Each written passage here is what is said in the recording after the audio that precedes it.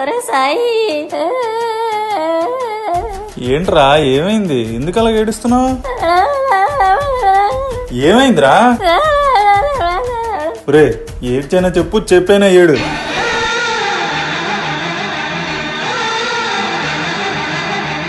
అదిరా జరిగింది. నీకొచ్చిన పరిస్థితి క్వారంటైన్ లో కుక్క కూడా రాకూడదురా. ఆ కుక్కలేనయ్యంరా. మా వీధిలో కుక్క అయితే పక్క వీధిలో క్వారంటైన్ లో సరదాగా తిరుగుతున్న కుక్కను పటాయించి ఏకంగా ఫ్యామిలీ సెటప్ చేసిందిరా. రోజు పొద్దున్నే అది జాలితో నన్ను చూస్తుంటే మరీ ఏడుపు వచ్చేస్తుందిరా బావా. అయినా ఐప్యాడ్ ప్రో ఫ్రీగా వస్తుందని ఎలా అనుకున్నారా? నీ బుర్రను మ్యూజియం లో ఎట్టాలరా. ఈ టైంలో సపోర్ట్ చేస్తామని ఫోన్ చేస్తా, నువ్వు కూడా ఏడిపెత్తనావు. రే ముందా ఏడు పాప. ఇంకేం చేయమంటావురా? ఆ బేబీయా ఫోన్ ఎత్తట్లేదు, తాగుదామంటే డబ్బులు లేవు, చచ్చిపోదామంటే ధైర్యం చాలట్లేదు. నాకంటూ ఏడుపు తప్పితే ఇంకేం లేదురా. ఇప్పుడు తాగితేనో చచ్చిపోతేనో ఈ ప్రాబ్లమ్స్ అన్ని సాల్వ్ అయిపోతాయి అనుకుంటున్నావా? నీకేట్రా అందగాడివి, ఏదైనా చెప్తావు.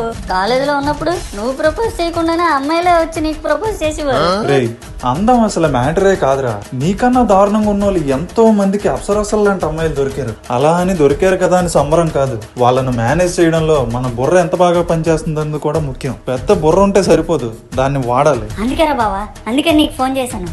ఏం చేయమంటావు చెప్పు, నువ్వు ఏం చెప్తే అది చేస్తా. ముందు బేబీని కుళ్ళుకునేలా చెయ్యి. తను నీతో మాట్లాడకపోయినా నువ్వేం బాధపడట్లేదు, బాగా ఎంజాయ్ చేస్తున్నావు అని పోర్ట్రే చెయ్యి. అది చూసి తను కుళ్ళుకోవాలి. అంటే ఎలా రా? నాకు అర్థం కాలే. నీకు అర్థమైతే ఆశ్చర్యపోవాలరా, అర్థం కాకపోతే ఆశ్చర్యపోకర్లేదు. క్లియర్ గా చెప్తాను, జాగ్రత్తగా విను. విన్నా, చెప్పు. బేబీ ఫ్రెండ్ గీత ఉంది కదా, ఉంది. దాన్ని గోకు, బాగా గోకు, బేబీకి తెలిసేలా గోకు. రే బావా, ఏరా ఏమైంది? నిన్నే గోర్లు కట్ చేసాను రా, మళ్ళీ పెంచాలంటే కొంచెం టైం పడుతుంది. రే నిజం చెప్పురా, అసలు బేబీ నీకు ఎందుకు పడిందిరా? అది బుర్ర బాత్రూమ్ అర్థం అవ్వట్లేదు. చెత్త తప్పించి ఇంకేది స్టోర్ చేసుకోవేట్రా బుర్రలో? ఏరా బావా ఏమైంది? గోకమన్నా గోర్లు లేవన్నాను, అంతే కదా. గోకమంటే పటాయించమని అర్థం.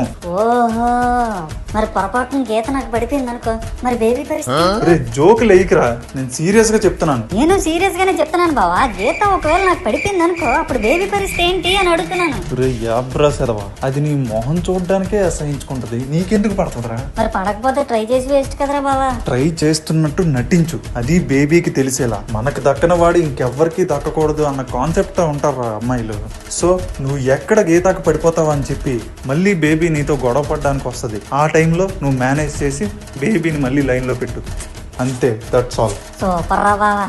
నేను గాని ప్రెసిడెంట్ అయ్యి ఉంటే నీకు పద్మశ్రీ ఇచ్చిద్ది. ముందు చెప్పింది పద్మశ్రీల గురించి, తర్వాత ఆలోచించుకుంది. కానీ బావా, ఆ గీత నా నెంబర్ బ్లాక్ చేసిందిరా. కొత్త నెంబర్ తో చెయ్యు.